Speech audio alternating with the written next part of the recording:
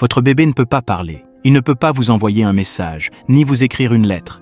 Il ne peut pas s'asseoir en face de vous et vous expliquer ce dont il a besoin. Et pourtant, voici ce que la plupart des parents ne réalisent pas vraiment. Votre bébé vous communique quelque chose à chaque seconde de chaque journée. Et la façon dont vous répondez à ce langage silencieux va façonner qui il deviendra pour le reste de sa vie. Aujourd'hui, nous allons parler de 6 actes d'amour.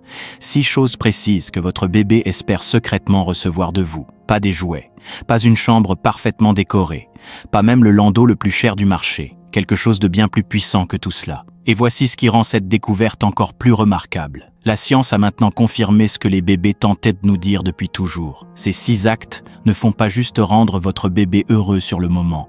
Ils câblent littéralement son cerveau, façonnent son système nerveux et posent les fondations de la manière dont votre enfant aimera, fera confiance et se connectera aux autres pour le reste de sa vie. Restez avec moi parce qu'à la fin de cette vidéo, vous allez voir votre bébé et votre rôle de parent d'une façon complètement différente. Commençons par quelque chose qui peut sembler presque trop simple, quelque chose que vous faites probablement déjà sans même y penser. Mais la science derrière tout ça va vous couper le souffle. Premier acte, le toucher. Quand vous tenez votre bébé contre vous, quand vous pressez son petit corps contre votre poitrine et qu'il sent la chaleur de votre peau, quelque chose d'extraordinaire se produit en lui. Son cerveau libère une vague d'ocytocine, souvent appelée l'hormone de l'amour. Son taux de cortisol, l'hormone du stress, commence à chuter. Son rythme cardiaque ralentit. Sa respiration se stabilise. Ses petits poings, si souvent serrés sous le poids de tout ce que représente le fait d'être nouveau dans ce monde, commencent à s'ouvrir. Dans cet instant, tout le système nerveux de votre bébé dit quelque chose qu'il cherchera toute sa vie. Je suis en sécurité,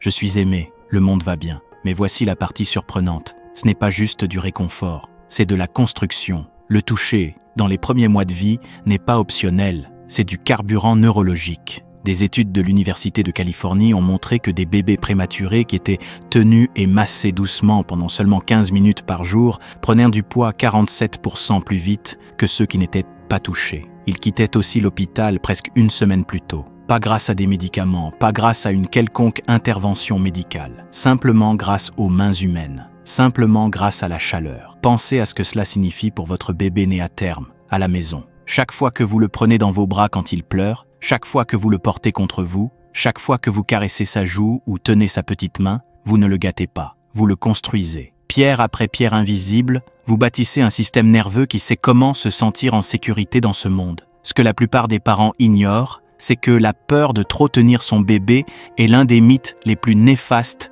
de la culture parentale. Il se transmet de génération en génération avec une absolue certitude et il est tout simplement faux. On ne peut pas trop tenir un bébé. Dans la première année de vie, la proximité physique est la façon dont votre bébé apprend à réguler ses propres émotions. C'est ainsi qu'il développe ce que les psychologues appellent une fenêtre de tolérance, la capacité à vivre du stress sans en être submergé, la capacité à ressentir de grandes émotions et à revenir au calme. Et cette capacité l'accompagnera dans chaque moment difficile de toute sa vie. Alors la prochaine fois que quelqu'un vous dit que vous allez gâter votre bébé en le tenant trop souvent, souriez, serrez-le un peu plus fort contre vous et sachez que vous faites exactement ce que son cerveau vous demande. Deuxième acte, le contact visuel. Votre bébé est né avec une capacité visuelle très précise. Dans les premiers jours de vie, la chose la plus nette qu'un nouveau-né peut voir, c'est un visage humain à la distance exacte de 20 à 30 cm. C'est précisément la distance entre vos bras et vos yeux quand vous le tenez contre vous. Ce n'est pas une coïncidence. C'est l'évolution qui vous laisse un message écrit en biologie. Regardez votre bébé, vraiment regardez. Quand vous plongez votre regard dans ses yeux et qu'il vous regarde en retour, quand ce regard doux et cherchant se connecte, quelque chose de magique et de parfaitement mesurable se produit. Des neuroscientifiques de l'Université de Cambridge ont découvert que lorsqu'un parent et un bébé se regardent dans les yeux, leurs ondes cérébrales se synchronisent littéralement. Elles se mettent au même rythme, comme deux instruments qui s'accordent l'un à l'autre sans qu'une seule note soit jouée. Dans ce regard silencieux, parents et enfants deviennent accordés l'un à l'autre. Et cela compte bien plus qu'on ne l'avait jamais imaginé. Parce qu'à travers vos yeux, votre bébé apprend quelque chose qu'aucun livre ne pourra jamais lui enseigner. J'existe, je suis vu, je compte. Ce sentiment, celui d'être vraiment vu par quelqu'un qui vous aime, est l'un des besoins humains les plus profonds. Il ne commence pas à l'adolescence, il ne commence pas à l'école, il commence ici, dans ces tout premiers moments de regard croisé entre vous et votre enfant. Des chercheurs ont aussi découvert que les bébés qui bénéficient d'un contact visuel fréquent et chaleureux avec leurs parents développent des compétences langagières plus solides, une empathie plus profonde et des schémas d'attachement plus sécurisants. Non pas parce que leurs parents leur ont lu davantage de livres ou les ont inscrits à plus de programmes, simplement parce qu'ils ont regardé, de façon constante, chaleureuse et avec amour. C'est l'un des dons les plus discrets et les plus puissants que vous puissiez offrir à votre enfant. Posez votre téléphone, regardez votre bébé, laissez-le voir votre visage, votre sourire, votre émerveillement, la façon dont vos yeux s'adoucissent quand vous le voyez. Parce qu'en ce moment, votre visage est tout son monde. Et quand il vous regarde et voit la joie se refléter dans vos yeux, il apprend quelque chose qui façonnera chaque relation qu'il aura jamais. Je suis digne d'être aimé simplement parce que j'existe. Troisième acte, votre voix. Voici quelque chose qui va vraiment vous arrêter net. Des chercheurs de l'université de Stanford ont découvert que les bébés commencent à reconnaître la voix de leur mère alors qu'ils sont encore dans le ventre, dès 28 semaines de grossesse. Au moment où votre bébé naît, votre voix est le son le plus familier de tout l'univers pour lui. Ce n'est pas juste un son, c'est la maison, c'est la sécurité, c'est la première chanson d'amour qu'il ait jamais entendue. Et pourtant, beaucoup de parents se taisent autour de leur bébé. Ils se sentent un peu bêtes de parler à voix haute à quelqu'un qui ne peut pas répondre. Ils se remettent en question. Ils ont peur de dire les mauvaises choses. Mais ce que la plupart ne réalisent pas, c'est que votre bébé n'a pas besoin de mots parfaits. Il n'a pas besoin de discours préparés, ni de programmes audio éducatifs, ni de listes de vocabulaire soigneusement sélectionnés. Il a besoin de vous, de votre vraie voix, de votre rire, de votre narration douce, imparfaite et magnifique du monde qui l'entoure. Oh, regarde cette lumière qui entre par la fenêtre. C'est beau, non ? Maman va te changer maintenant. Je sais, tu n'aimes pas trop ça. Voilà, presque fini. Tu vois ? Tout propre, ça. Ce moment ordinaire, quotidien, discret de parler à votre bébé, c'est l'une des choses les plus puissantes scientifiquement que vous puissiez faire pour son cerveau en développement. Chaque mot que vous prononcez construit des voies neuronales. Chaque phrase pose les fondations du langage, de l'intelligence émotionnelle, de sa future capacité à mettre des mots sur ses émotions et à se connecter aux autres.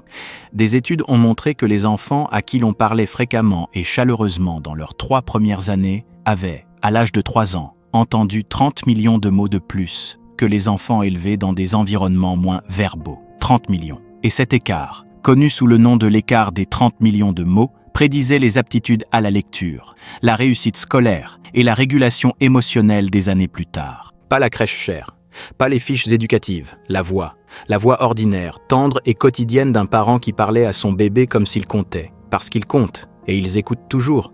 Ils ont toujours écouté. 4e acte. Répondre à leurs pleurs. Je sais, celui-là est difficile.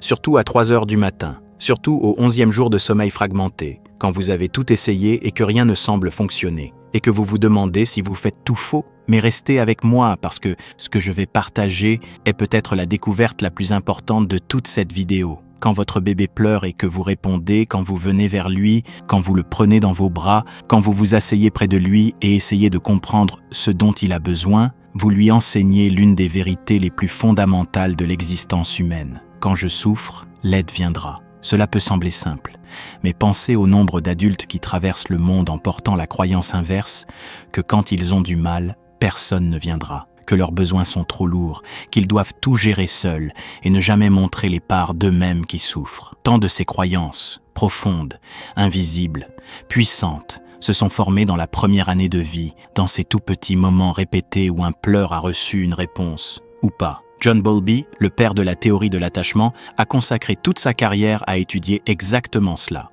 Il a découvert que le sentiment de sécurité d'un bébé, sa capacité à former des relations de confiance, sa résilience face aux épreuves, sa future capacité à demander de l'aide sans honte, tout cela remonte à un schéma d'une simplicité trompeuse, des réponses cohérentes et aimantes à la détresse. Et voici la partie surprenante que je veux vraiment que vous entendiez. Vous n'avez pas besoin d'être parfait. La recherche montre que répondre de façon suffisamment bonne, répondre aux besoins de votre bébé environ 50% du temps avec chaleur et intention sincère, suffit à créer un attachement sécurisant. Vous n'avez pas à être surhumain. Vous n'avez pas à ne jamais perdre patience. Vous devez juste continuer à vous montrer présent.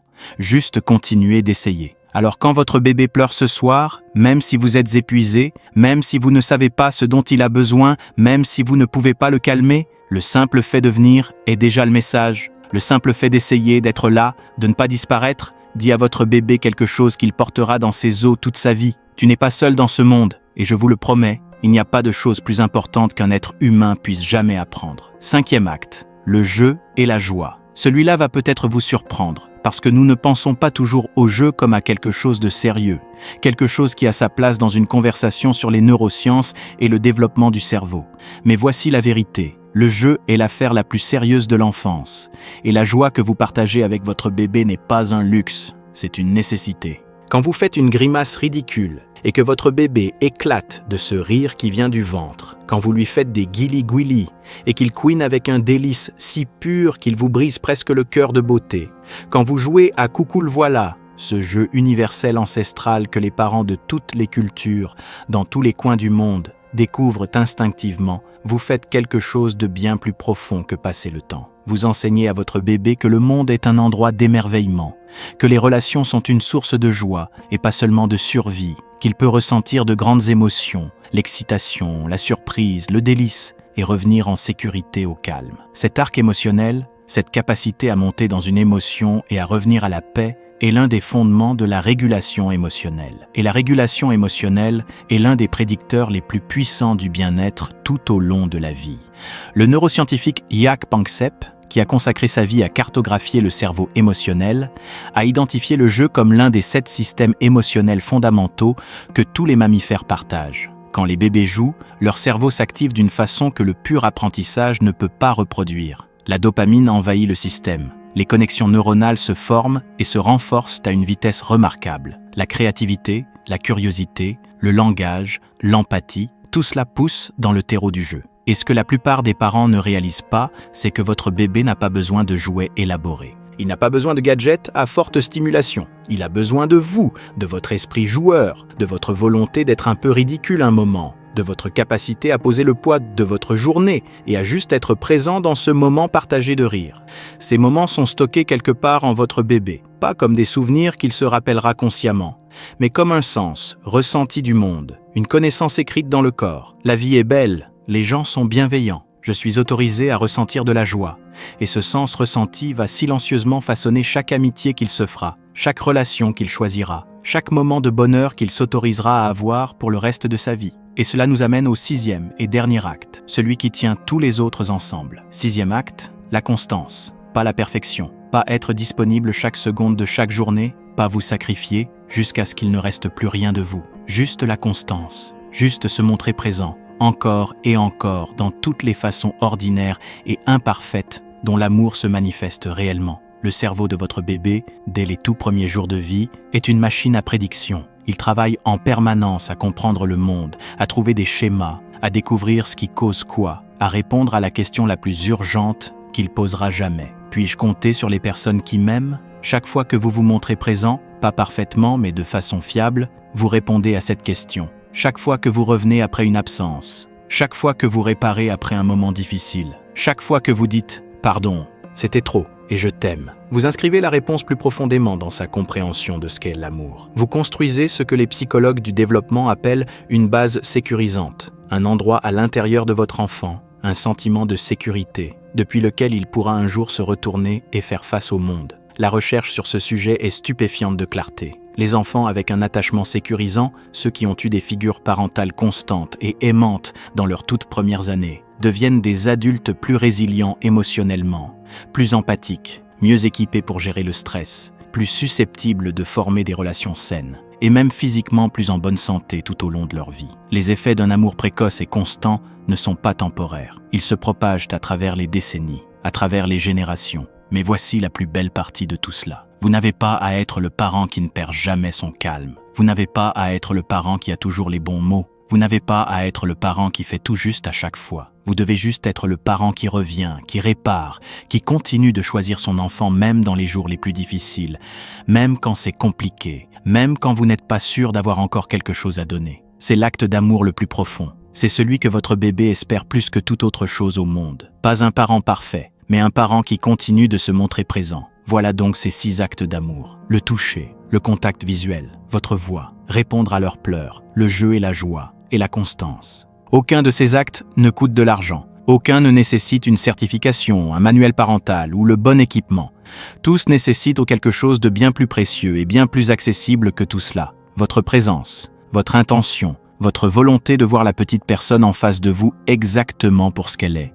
Un être humain à part entière, déjà en train de tout ressentir, déjà en train d'espérer, déjà en train de tendre vers vous avec tout ce qu'elle a. Il y aura des jours où vous aurez l'impression de ne pas en faire assez, des jours où vous serez trop fatigué, trop débordé, trop à bout pour être le parent que vous voulez être. Et ces jours-là, je veux que vous vous souveniez de ceci. Votre bébé n'a pas besoin d'un parent parfait. Il a besoin de vous, imparfait et constant, essayant même quand vous n'êtes pas sûr, aimant même quand vous fonctionnez à vide. La science est claire, la recherche est unanime. Mais bien avant la recherche, avant les neuroscientifiques et les théoriciens de l'attachement et les études longitudinales, les bébés le savaient qu'au déjà. Et ils ont essayé de nous le dire depuis toujours. Vous êtes la chose la plus importante dans le monde de votre bébé. Pas la plus impressionnante, pas la mieux organisée, la plus importante. Quel privilège, quel poids, quel don extraordinaire et irremplaçable que d'être le tout de quelqu'un, au tout début de tout. N'oubliez pas de vous abonner à ma chaîne YouTube pour découvrir encore plus de contenu comme celui-ci.